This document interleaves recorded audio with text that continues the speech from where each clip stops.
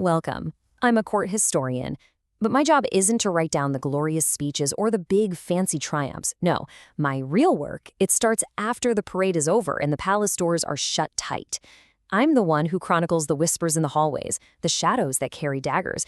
I write about the gilded cages that, more often than not, become gilded tombs. Come on, let me show you what power really looked like in ancient Rome. Yeah, they say history is written by the victors. The official scrolls will tell you all about gods walking among men, about glorious rulers and eternal empires. That's fine. But I write about the part the marble busts can't show you. The paranoia, the betrayal, and the brutal, often pretty ironic ends that are waiting for anyone who dares to sit on that throne. So let me ask you a question. What do you think is the most dangerous job in history? A gladiator, maybe? A legionary stuck out on the frontier? Nope. The answer is way more prestigious and infinitely more deadly. See, being the emperor of Rome meant you were the most powerful man in the entire world. It also meant you were the most vulnerable.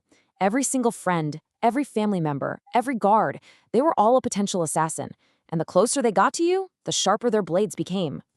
And so often, that fatal blow didn't come from an enemy army miles away. It came from right across the dinner table. And that's where we're going to start our story of betrayal, right inside the palace itself.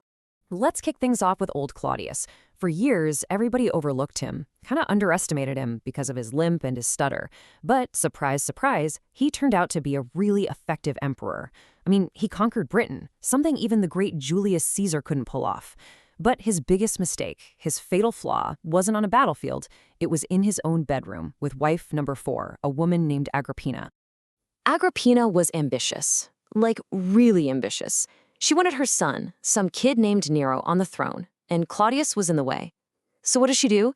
She serves him his absolute favorite dish, a plate of mushrooms but laced with a very special poison. It didn't quite work, though. Claudius just got really sick and started throwing up. Now, just think about the sheer nerve of what happened next. Claudius is sick, so they call for his own doctor, a man sworn to heal him. He comes in, all concerned, and says he needs to use a feather to help Claudius vomit more. But that feather, it was coated in a second, much deadlier poison. It was a cure that was guaranteed to kill. And, this whole plot was so obvious, so poorly hidden, that it literally became a running gag in the streets of Rome. This quote, they say it came from Nero himself, just perfectly captures the dark humor of it all. Everybody knew exactly how Claudius died. Having absolute power just means you don't even have to hide the crime. All right, now for what has to be the most ironic death of them all, Emperor Tiberius. This guy spent his entire reign absolutely consumed by paranoia. He executed hundreds of people for just whispering about treason. He was so scared he governed from a fortress on a remote island. And yet, in the end, he was taken down by the one man he trusted most to keep him alive. Okay, picture the scene. The emperor, he's 78 years old, falls into a deep coma. His breathing stops. Everyone in the room declares him dead. The head of his bodyguard, a guy named Macro, immediately hails the heir, Caligula, as the new emperor. The party starts, and then the corpse opens its eyes and asks for a snack. The panic in that room must have been ice cold. They had just committed treason, right in front of the man who literally perfected the art of punishing it. Macro, the commander of the imperial bodyguard, he didn't even hesitate. He just grabbed the bedsheets, the pillows, and finished the job himself, smothered the old emperor right there. The man who was terrified of conspirators hiding in every shadow was murdered by his own chief of security. Not with a dagger, not with poison, but with his own bedding.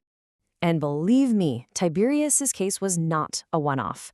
The Praetorian Guard, these elite soldiers whose only job was to be the emperor's shield, so often turned out to be the sword that cut him down. They were the ultimate kingmakers, and, well, the ultimate kingbreakers. Just look at these two emperors, two very, very personal betrayals. Caligula, he never stopped making fun of his guard commander, Cassius Chaerea, for having a high-pitched voice. Chaerea got his revenge in a dark, underground tunnel in the palace, where he and some other guards stabbed Caligula over 30 times, while he screamed, "I am still alive." Then you've got Commodus. He honestly believed he was the god Hercules reincarnated. His inner circle tried to poison him, but he just threw it up.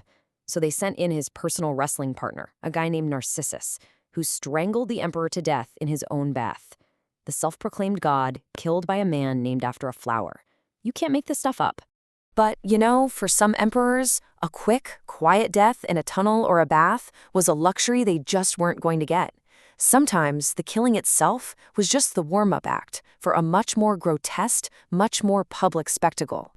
Take the young emperor Elagabalus. His reign was one big scandal, and eventually the Praetorian Guard just had enough. But for them, killing him wasn't going to be enough. No way. They dragged his corpse through the city streets for everyone to see, like some kind of twisted parade. Then they cut off his head and tossed it in the river. And finally, just to show how much they truly hated him, they threw his headless body into the Cloaca Maxima, Rome's main sewer. The message was brutally, brutally clear. This wasn't just an assassination, it was an erasure. The man who tried to make senators worship a rock as a god was disposed of like common trash. His memory literally flushed away with the rest of the city's waste. And then there's the humiliation of a totally different kind. Emperor Valerian. He holds a unique and frankly terrible distinction. He was the first Roman emperor ever to be captured alive in battle, taken prisoner by the Persian king Shapur I.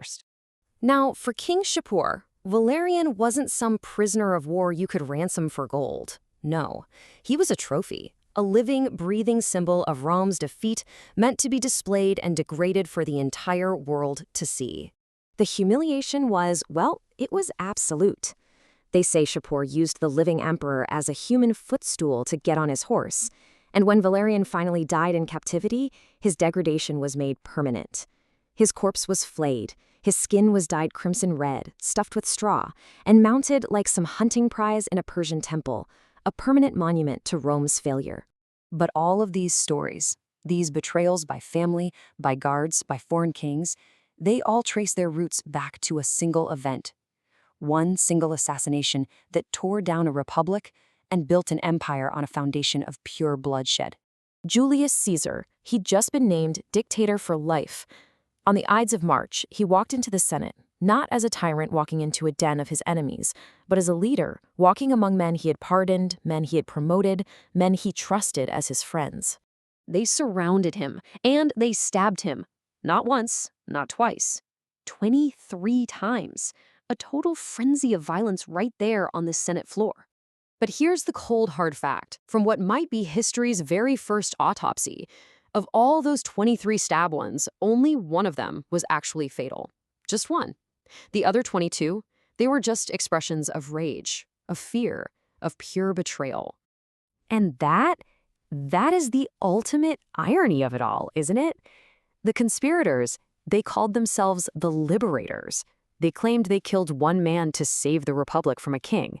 But with that one act, they destroyed the Republic forever. They unleashed civil wars that ended with the creation of the very thing they were so afraid of, an emperor. Caesar's murder didn't stop tyranny. It became the blueprint for it. Which brings us right back to our original question. When you look at all this bloody history, from Caesar all the way to Valerian, you really have to wonder, was the emperor's throne truly a seat of unmatched power? Or was it just the most elaborate, most expensive tomb in the world, just waiting for its next body?